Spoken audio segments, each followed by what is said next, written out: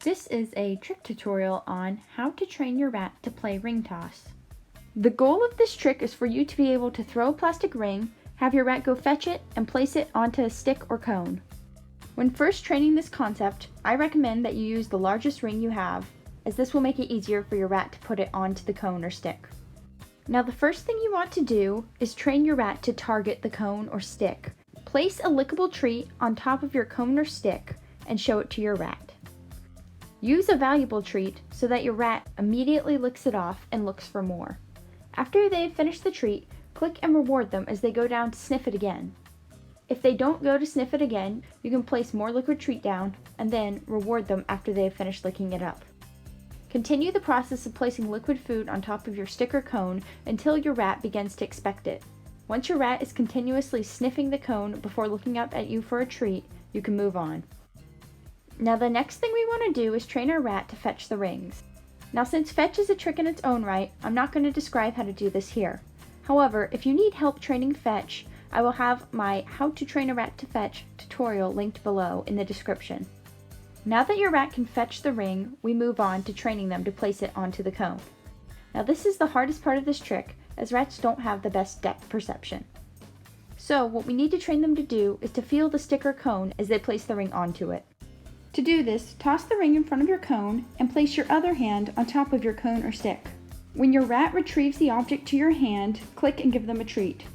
Over the next few sessions, we're going to be fading out our hand until we're just pointing at the cone or stick, and then finally until the rat is just placing the ring onto the cone or stick without any assistance.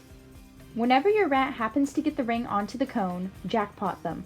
This just means that you'll give them a few small treats in a row, and it will tell them that they have done a really good job.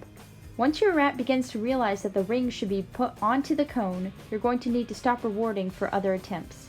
In this way, we are slowly corralling our rat's behavior into only putting the ring onto the cone. As your rat gets better and better at placing the ring onto the cone, begin to fade out your hand. In the beginning, you can still point at the top of the cone or stick to get your rat to put the ring onto it. However, as you move on, you'll want to slowly remove your hand from the trick. To train the smaller rings, simply toss your larger ring, have your rat place it on, reward them, and then toss the smaller ring and reward them for attempting to place it on. Since this ring is smaller, they may miss at first, and you'll still want to reward these to keep up their motivation.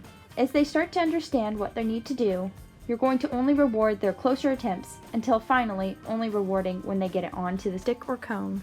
Once your rat is consistently placing both the large and the smaller ring onto the cone, you can continue to add more and more rings until you're satisfied. When chaining more than one ring, be sure to variate where you reward. This means that you might reward after one ring one time, and then reward after 3 rings, and then reward after 2, and so on.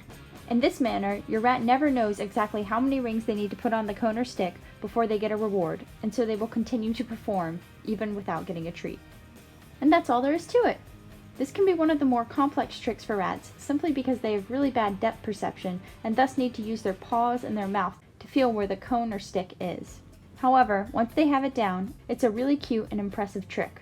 A cute side trick to teach once you have already taught this trick is the ring on the finger trick. As they both use the same concept, all you need to do to transition your rat to your finger is to point to your finger instead of the cone.